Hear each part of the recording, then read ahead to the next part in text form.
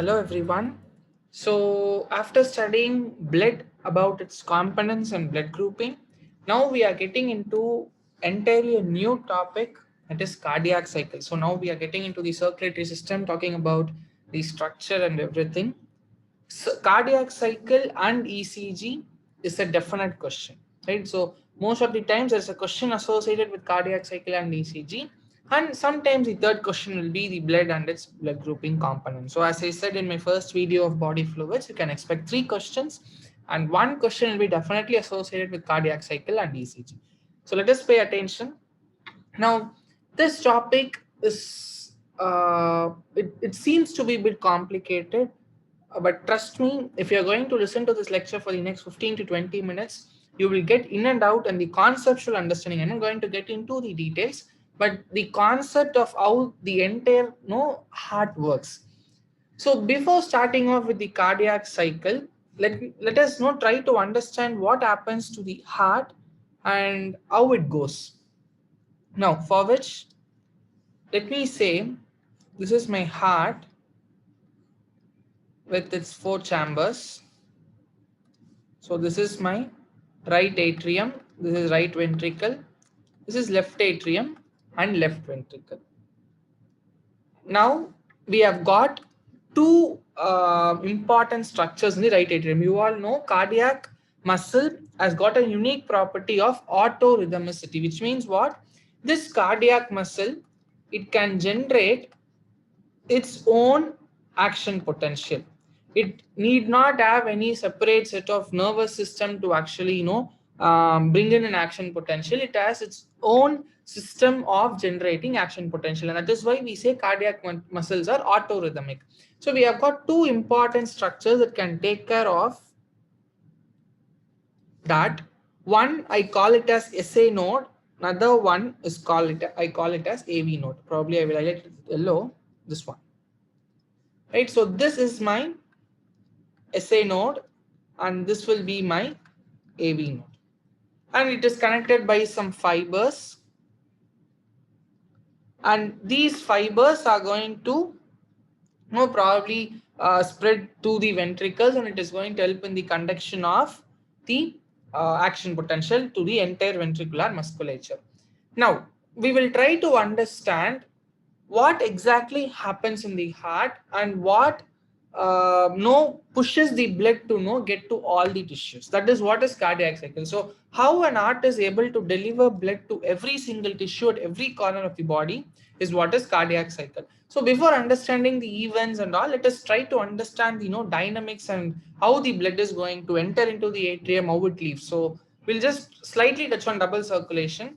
Now I have got my lungs here.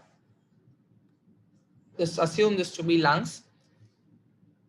From just observe how my no stylus is moving from different parts of the body. So here I have got a tissue. Say suppose this is my tissue. So we are assuming that the oxygenated blood has reached the tissue and the blood is being utilized by those tissues. So this will be my first step, right? Utilization of oxygenated blood, and the cell has got its metabolism done.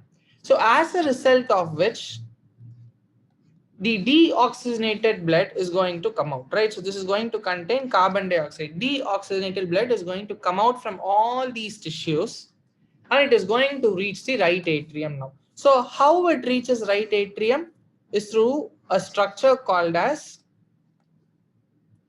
vena cava. So we have got superior vena cava and inferior vena cava. So if you take superior vena cava, it is going to drain all the deoxygenated blood from the face region. Inferior vena cava will drain all the deoxygenated blood from the bottom region. So any tissue which is above the heart will deliver or will receive the deoxygenated blood from superior vena cava. Any part of a tissue that is below the heart is going to deliver the deoxygenated blood to the right atrium via the inferior vena cava, right? So through the right atrium to the right atrium, we have got two sources of uh, delivery system. One is SVC and IVC, right? So from the right atrium, now the blood is going to get into the ventricle, right? From the ventricle, we have got an artery that is called as pulmonary artery. So All these are line diagrams. I'm not getting into the details and I'm not giving you a pakka diagram, but this is just a line diagram that will make you understand. So this is my pulmonary artery. So let us number. So first step I have told, from the tissues I have got deoxygenated blood. So it is getting into the right atrium, right, through SVC and then IVC. So let me write IVC somewhere here, not here, right? So IVC. So somewhere here, okay? So it gets into right atrium. Now from there, what happens? The third step will be entry of blood into the pulmonary artery. So all your deoxygenated blood from your right ventricle is being conveyed to the pulmonary artery, and that gets into your lungs. It gets into the lungs and all the carbon dioxide is going to be eliminated, and your oxygenated blood is going to enter via your pulmonary veins into your left atrium. So this is my pulmonary veins. If you observe, I'm using the proper color codes. This can be one of your questions, maybe not in NEET, but any other entrance exams like you go for, they might ask you which is the artery that carries deoxygenated blood. Even though I have not drawn the vessel in the red color, but pulmonary artery is the only artery that carries deoxygenated blood. So from the right ventricle to your lungs, it is carried by your pulmonary artery. Similarly, pulmonary veins is the only venous structure that is going to carry your oxygenated blood, right? So it reaches your left atrium, and from left atrium you have got left ventricle, and from your left ventricle it is carried by your aorta to different parts of the body. So this is my aorta. So if you look at the structures that we have seen so far, we are worried about how the blood reaches. So you know the basic concept of right side of the heart carries deoxygenated blood. If you appreciate this portion of your heart, it carries deoxygenated blood, right? So I'll let it as deoxygenated blood. And this another portion, the left side of the heart, is going to carry oxygenated blood. So this concept we all are familiar with.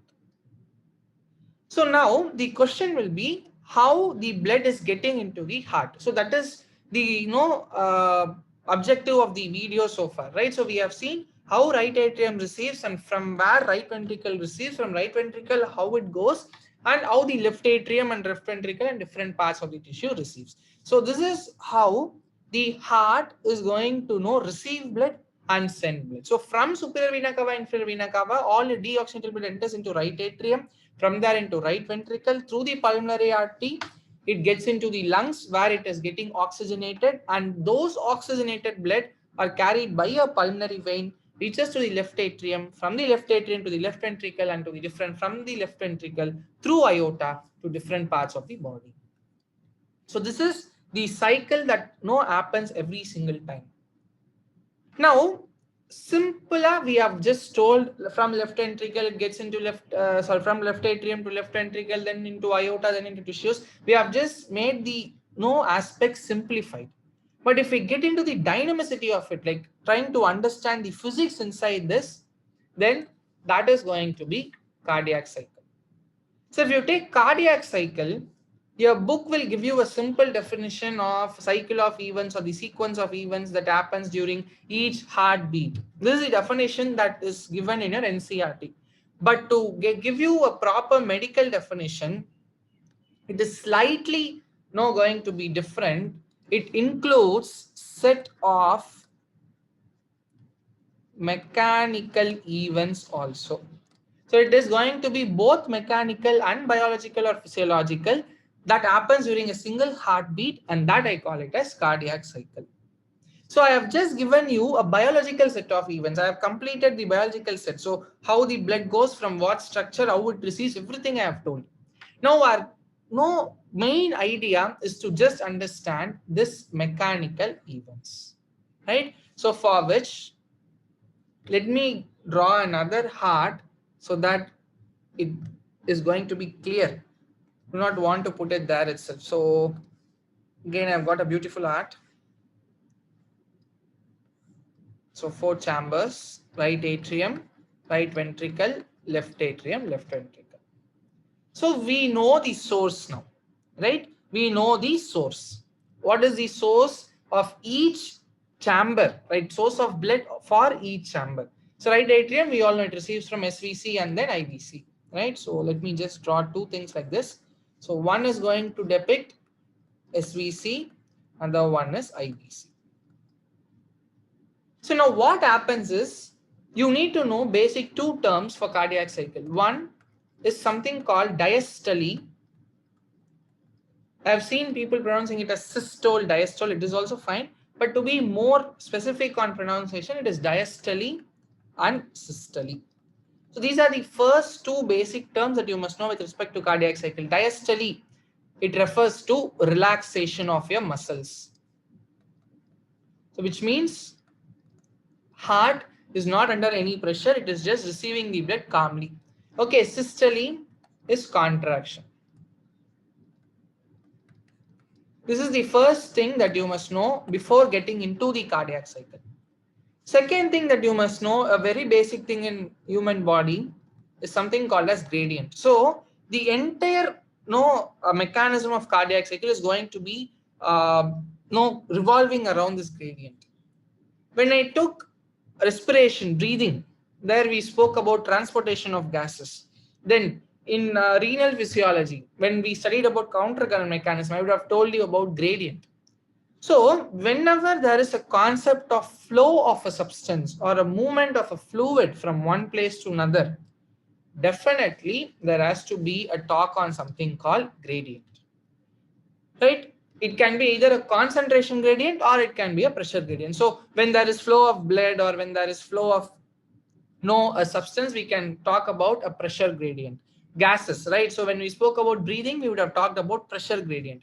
Even when I talk about this cardiac cycle, I will talk about pressure gradient. Whereas in renal, I'll be talking about concentration gradient. Or when there's any osmosis happening from one cell to another cell, I'll talk about the concentration gradient. So here, the cardiac cycle is going to revolve around this pressure gradient, right? So listen carefully. Every single point is important for you. The third concept is about the structure of heart. So I'm not going to take about the structure in detail. I'm just going to name these structures. So as you all know, on the top right corner of right atrium, I have got SA node, that is called as the pacemaker. So that is why we call cardiac muscles to be autorhythmic, right? And on the bottom left corner of the right atrium, I've got something called as AV node. And all these are connected by some internodal fibers. And this is going to just travel to the other ventricles. So now how to start understanding cardiac cycle? The purpose of me giving you a short intro on double circulation is to make you understand that the cardiac cycle is going to start right from there. Meaning what? Blood is going to rush into the right atrium through the SVC IVC. Similarly, into the left atrium from the pulmonary vein. And we have got few nodes, few structures, few gates in between each chamber. Between my right atrium and right ventricle, let me use this color. Here I have got a valve, a gate that is called tricuspid valve. I'll write it as TCV, right? Tricuspid valve. And between my left atrium and left ventricle, I've got another valve or a gate that is called as bicuspid valve. Just imagine or just remember in this way, most of the population are right-handed, so it has got a dominant thing. So similarly, even heart has got a dominant valve, tricuspid. It has got three cusp. Cusp is nothing but a semicircular depression-like thing. Okay, so this is how a cusp will be. So when I have got 3 semicircular depressions, I call it as tricuspid. When I have got only 2, I call it as bicuspid. So this is a structure that belongs to right side and this belongs to left side. I may go a little bit slow, but this understanding is very important, right? So just give me 7 more minutes, I'll be completing. So this is how the heart is, right? And similarly from right ventricle, now you all know the concept, it gets into pulmonary artery. And similarly from left ventricle, it gets into aorta. So between the ventricle and also the corresponding vessels, like between right ventricle and pulmonary artery and left ventricle and aorta, we have got some gate. And that gate, I have given a common name to both of these, that is semi-lunar valves. So sometimes in NEET, they can ask you the location of the valve, so you should not be confused. Cuspid belongs to between the atrium and the ventricle, and between the vessels and the ventricles, it is going to be semi-lunar, right? This is the basic thing. So now what happens? Your cardiac cycle is going to begin with a phase called as joint diastole. It is going to begin with a phase called as joint diastole. So what, I'll just write the name of the phase here and then I'll talk about the duration and all. Joint diastole. Now what is this joint diastole is? All the chambers, all the 4 chambers of the heart are going to be in the relaxed manner, are going to be in the relaxed phase. So what happens during joint diastole?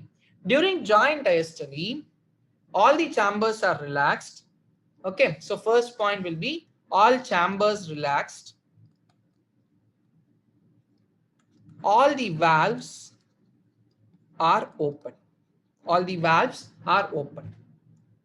These are the 2 basic concepts, right? All neat points. Now, we need to understand one point in your NCERT under your atrial systole, you would have given 30%. You would have mentioned the percentage and all. I'll just make it very simple. This joint diastole will ensure that 70% of the ventricles are filled. Almost 70 to 75% of the ventricles are filled. What is the meaning? So I told you the pressure gradient operates between the chambers, right? So initially, if you take, let us assume very first time, blood is going to pour into the right atrium, right? It rushes into the right atrium from SVC and IVC. So the pressure is going to be 100 maximum here, whereas right ventricle has not received any blood, so it is going to be 0. So the pressure gradient is 100. Next, it starts moving into the ventricle. Whatever blood is in the atrium, it will move into the ventricle. So gradually the ventricle atrial pressure will decrease, ventricular pressure will increase. So it becomes 90, ventricle becomes 10, then 80, 20. So it goes on like this. So at one point of time, if you take, both will become 50. So there is no gradient at all. So in joint diastole, the initial gradient will provide 70% or it will contribute to 70% of ventricular filling. So without any external pressure, this gradient, that is from 100 to 50, this journey covers almost 70% of the ventricular capacity, right? So this happens. So even from left atrium, if you take all your oxygenated blood comes, it gets into your left ventricle and almost 70% of the ventricles are filled, right? So this is a crucial point that you must know. Let me come to the timings and other points later.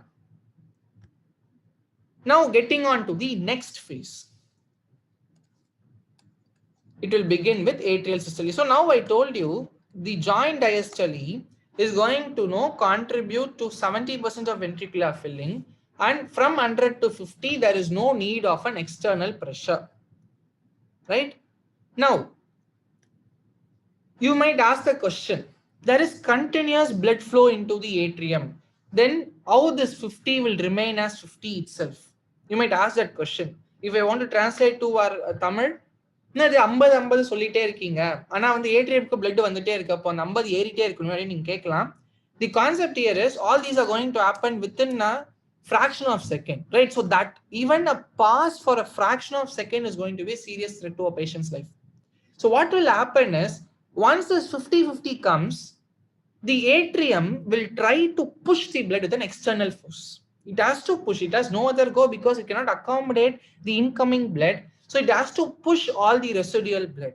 So that push, when it comes to a muscle, I call it as contraction. And that is why I call it as atrial systole. I call it as atrial systole. So what will this atrial systole do is, it will push all the blood, it will push all the blood to the ventricle. So as a result of atrial systole, 30% of your ventricle or the remaining 30% is going to be filled. So this is the point that will be given in NCERT textbook, 30%. What is the 30%? It is just the additional blood that has to enter. So till this stage, once this atrial systole is happening, till this stage, your valves, that is your tricuspid and your bicuspid valves are open. But once this 30% rushes into the ventricle, immediately your valves will close. Your valves close. So at the end of atrial systole, valves will close. Just imagine when you close a gate or when you close a door, it will produce huge amounts of sound. Rather than opening, closing of doors will produce large amount of sound, and that sound in a heart is what is called as your heart sounds. So closure of tricuspid and bicuspid valve is responsible for the first heart sound, that is called as lub sound. You all know lub dub, right? So that lub is because of closure of these tricuspid and the bicuspid valves. So now what is happening? Atrial systole has happened. So all the extra blood is getting into the ventricles now. Now imagine what will be the situation. All the blood is now being dumped into the ventricle. Atrium is somehow trying to escape, right? Somehow it receives and it sends everything to ventricle. So gradually there is emptying of atrium. So what will happen? Slowly the pressure inside the ventricle is going to be more, right? Because the gate is also closed, right? Now just imagine you are just, Jallianwala Bagh. If suppose the gate would have been open, some of the terrorists would have escaped, right? So that stadium would have been bit empty. But since all the gates, all the walls, everything was closed, it was a tight packed thing. The pressure was more, right? The same thing happens with the ventricle. So the semilunar valves are also closed. The tricuspid valves and the bicuspid valves are also closed. So what is going to happen is, enormous amount of blood is going to be within a closed chamber. And within this small volume, enormous amount of blood is going to be there. So the ventricular muscle will try to accommodate it somehow. So there is going to be a huge pressure there, right? But at the same time, if you take, there is one option for these ventricles, is these principal vessels. The right ventricle will drain the blood into pulmonary artery. So the left ventricle will drain the blood into aorta. So you have got another gate open for them. So now if you take, when this ventricle is getting filled, there is no blood coming into the semilunar valves, I mean to the principal vessels. So the pressure here is maximum and here it is zero. So again, there is a pressure gradient being created. So immediately these doors will open. Which doors? Semilunar valves will open. So what will this ventricle do now? The valves are opening, so it is getting an opportunity. So what will happen? Immediately it will push maximum amount of blood. Whenever I talk about pushing force, I need to talk about systole, or what I call it as what? Contraction, right? So ventricular systole. So followed by atrial systole, there will be ventricular systole. So what is going to happen as a result of ventricular systole? All the blood from the ventricle, it will get into its principal vessels.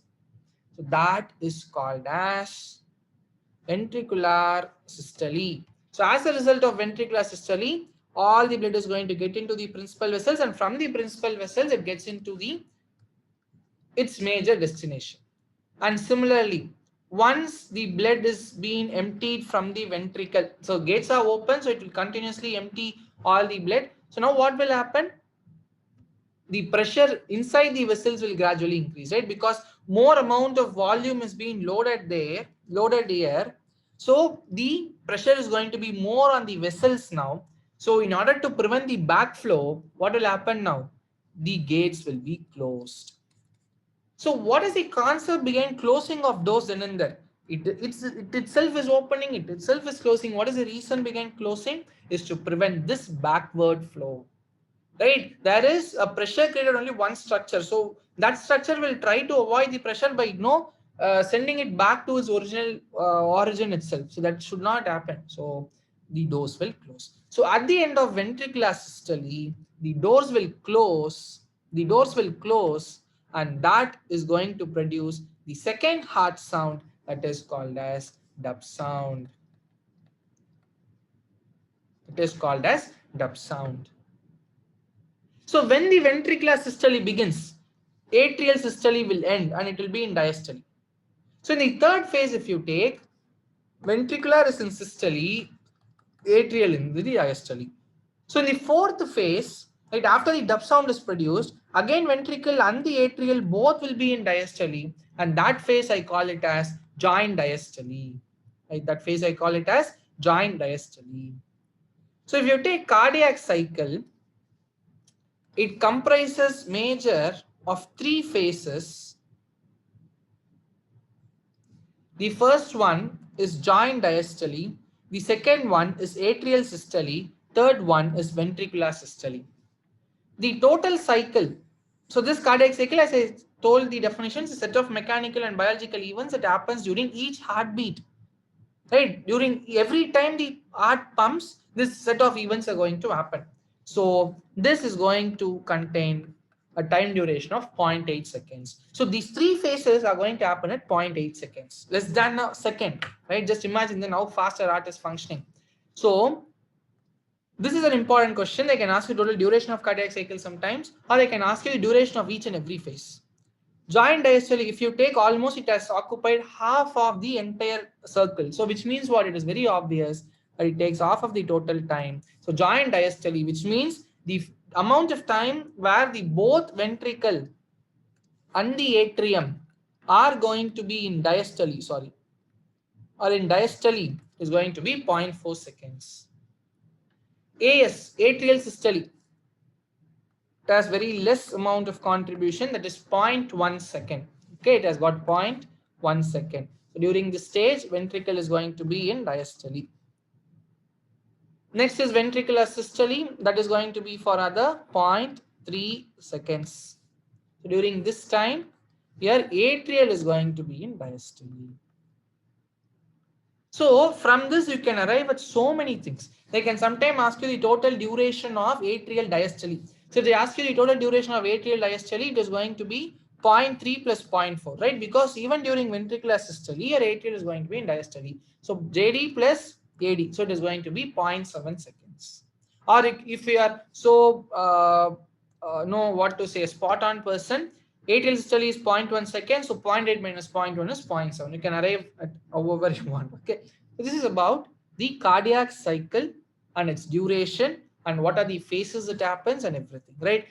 You might find it a bit detailed, but trust me, if you have got all these concepts, what I was talking about in the initial duration, that is about your double circulation, how the blood is entering into your atrium ventricle, and then if you would have understood what is diastole, what is systole, what is the concept behind closure of valves, right? Everything, you will never forget this. So just have these kind of simple line diagrams, and for your NEET, they can ask you about which produces lub sound, which produces dub sound, right? What are the points that are true about the joint diastole? What are the points that are true about atrial systole? So about these phases, they can cover the options under these headings.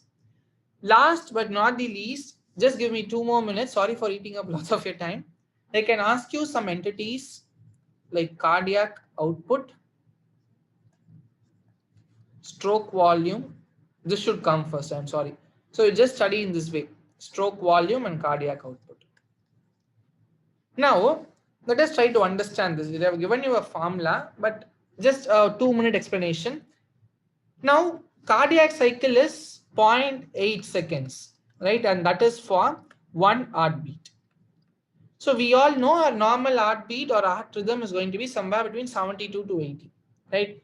So for 60 minutes. So that is how they arrive at the what to say, they arrive at the heartbeat that can be done for per minute, right? We say 72 beats per minute. How they have arrived at that is based on this formula, Okay, so for 60 seconds, and what is the total number? That's how they have gone to that formula. Right. Now, the stroke volume, if you take, what is the stroke volume? Is, now you all know the concept. As a result of entry of blood into ventricles, the ventricle is trying to push the blood into the primary vessels, and from the primary vessels it gets into the tissues. So the amount of blood, listen, the amount of blood that comes out from the ventricle, right, and reaches the tissues through these primary vessels is what is called as stroke volume. So how much amount of blood is being exited at the end of the first cardiac cycle, or at the end of each cardiac cycle, is called as stroke volume. Okay, it's called as stroke volume. So for one heartbeat, what is the total amount of volume of blood that exits the ventricle, is called as stroke volume, right? That comes out to be approximately 70 ml. So for 70 ml for one heartbeat, or I can say for 60 seconds, sorry, for 0.8 seconds, I'm sorry. So for 1 minute of a 72 heartbeats, what is the total amount of blood that is coming out through ventricle is what is called as cardiac output. So that is going to be 70 into 72. That is 70 ml stroke volume into the heart rate. That is called as cardiac output. So that comes out to be approximately 5 liters. Right? So cardiac output is 5 liters. Stroke volume is going to be approximately 70 ml. So these are some details that again you must know that can be asked for your exams. What is stroke volume? What is cardiac output? About the phases they can ask, and then they can ask you any other question on double circulation also. This might be the longest video of mine, but I hope I made it easy, I made it conceptual and understanding. See you in the next video. Until then, take care. Tata, bye.